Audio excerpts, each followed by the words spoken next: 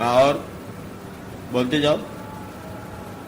حضور انسان کا جو شوق ہے اسے کچھ بڑھانے کا کیا طریقہ ہے، اسے زیادہ کرنے کا؟ دیکھو جب معلوم ہو جائے کہ شوق ہے تو آپ کو وہ بھی معلوم ہو جانا چاہیے کس چیز کے شوق ہے.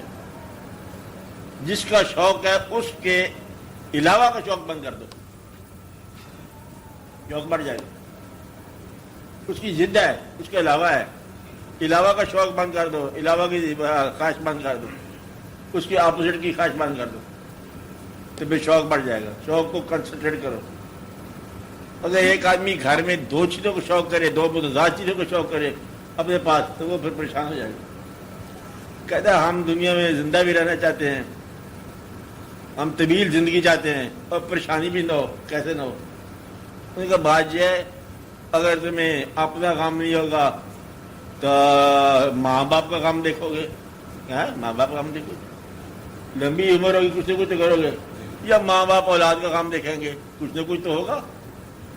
یہ کب تک غافل رہو گے؟ کسی نہ کسی کو کسی نہ کسی نے رخصت کرنا ہے، اس لیے غم سے بچ نہیں سکتے.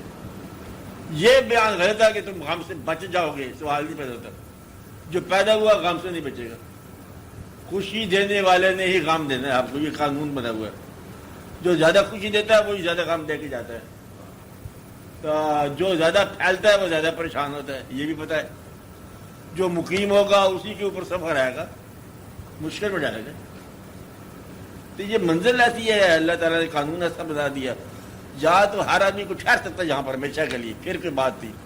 ٹھہرنا ہے نہیں، زندگی کے مقدر میں موت لکھی ہوئی ہے اور وہ ٹھہرنا چاہتا ہے. آج تک ہوا ٹھہرنے کا امکان نہیں. یہ پتہ نہیں کیوں ہوا ایسا. یہ بڑے غور والی بات ہے کہ جب زندگی سمجھنے کے قابل ہوتا ہے انسان، کہتے تیرا ٹائم آپ ہوگا. اور اب تو سمجھ آنی شروع ہو گئی زندگی کی. اب تو ہم پہچان گئے، کہتے پہچان گئے ہو، اب ایک اور چیز پہچانو. لکھا ہوا چیپٹر لکھا ہوا ہے بھی چلو. جب اس وقت باپ ختم ہو جاتا، جب شعور پیدا ہوتا ہے تو ختم ہو گیا. کہتا اب تو مطلب ہمیں شعور ملا تھا، اب ہمیں بات سمجھ آئی تھی. کہتے بات سمجھ آئی تھی تو بھائی یہ وقت آخری ہے، اب چلو زیادہ سمجھنے کی ضرورت ہی کون ہے. اس لیے اس کو موت سے پہلے سمجھو. تو بہتر داناؤں نے کیا کہا، پہلے موت کو سمجھو، زندگی بعد میں سمجھنا. یہ ہے کیا چیز جو انجام کار ہے، بس وہ ان کی کہانی اور ہوگی. وہ کہتے مرنے سے پہلے مر جاؤ پھر آپ کو زندگی ملے گی، تاکہ بعد میں صدمہ نہ ہو.